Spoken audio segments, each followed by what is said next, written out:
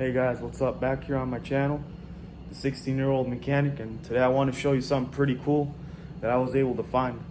25 horsepower Johnson for free. And yes, you heard me right.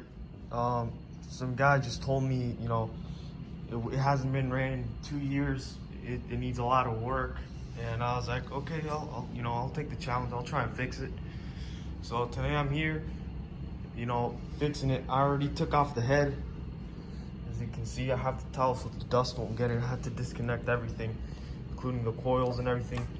But the main problem that this thing had, and the reason it was being given away, is because the top cylinder had 100 psi for compression, which is, it's not bad, but it's also not good. But the bottom cylinder had it 30, and that's horrible for a two-stroke motor. So then I took it apart, and I found out it was the head gasket. It was completely broken, and I'll show you a picture of how it came out right now.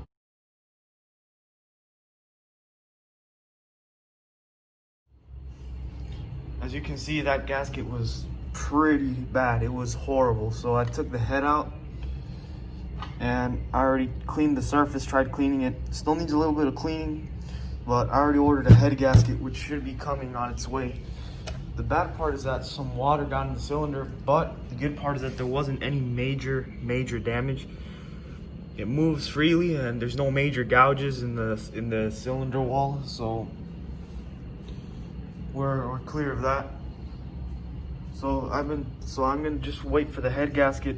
It was a miracle I was able to get these bolts off without snapping them. I had to heat up like every single one, and when they came out, they were not looking like this. I had to wire brush every single one with a drill powered wire brush.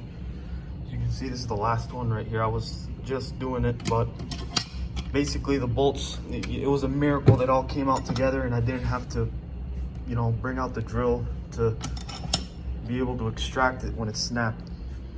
But now they're a lot cleaner. Now what I got to do is that I need to get some carb cleaner and clean the holes in where the bolts go, put some anti-seize so they don't seize up again like that. But as you can see, motor is not seized up, and it is a lot cleaner than I thought. The only bad part is that a bunch of water got in it because of what I just told you, which now I just cleaned it, which is no biggie, but yeah, that's that. So I'm gonna wait for the head gasket to come in and put it back together and let you know guys how it went. All right guys, back here on day number 2, and I got the head gasket in. So I'm gonna go ahead and put it on.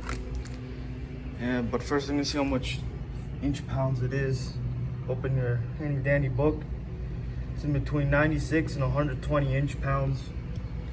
So I'm just gonna torque all the bolts down and put everything together, and I'll let you guys know when I'm done and see what compression. All right, so just finished torquing all the bolts to 110 inch-pounds.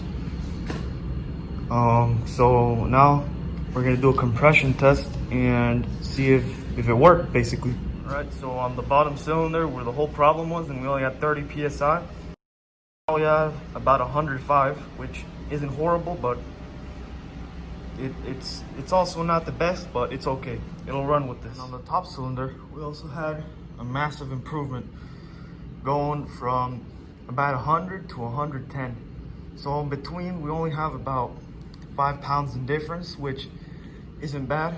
The markers at about, for a bad cylinder, is around 8 to 10 pounds in difference.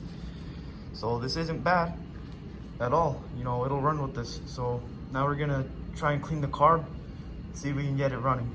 All right, so now that we know that both cylinders are good and that it was a success, we're gonna go ahead and put everything back together, all the electricals, the coils and everything, and see if we can get this thing running today. Now, I haven't cleaned the carburetor. I'm hoping that whoever had this last time ran the carburetor clean of gas, but you never know that. I'm probably gonna have to end up cleaning it, but you also never know if they actually ran it out of gas before. So I'm gonna put all the electricals back together, and I'll see you guys No. Alright guys, so I'm finally done. I torqued everything down to 115 pounds. Or not 150, 115 inch pounds. And I put a little bit of starter fluid, gave it a little pull, and well, you can't really see the smoke anymore, but it took off. So now what I'm gonna do is I'm gonna hook up a fuel supply, put some water on the water intake so it doesn't run dry, and see if I can make it idle without having to clean the carburetors. And there you have it, guys. Thing runs like a beauty. Didn't even have to clean the carburetor. The only problem that it has is that it's running dry, but oh wait, hold on. It's running sort of dry. I can't even tell if it's fuel, but other than that, it's staying idle. I can't believe it. So this is the 325 horsepower. Alright guys, so now after I let it run for a little while, I found out that it really doesn't need any color because it's pumping out water pretty good and it's pumping it out cool. It's not pumping it out hot. So now what we're going to do is we're going to pop the hood and we're going to check the compression after it's nice and warm. So after it's warmed up and I've revved it up a few times, top cylinder has about 120 compression, which is, you know, excellent. It's amazing. And now we're going to test the bottom cylinder. And bottom cylinder, which was originally at 30 psi, is now at close to 120. And it made an amazing difference. So there you go, guys. Head gasket fix on this motor. You know, I can't believe it. I got an amazing deal. I didn't even have to clean the carburetors. It was just the head gasket. So now you guys know if you ever have low compression. Alright guys, thanks for watching. Stay tuned because there's a lot more good videos coming soon. And see you on the next one.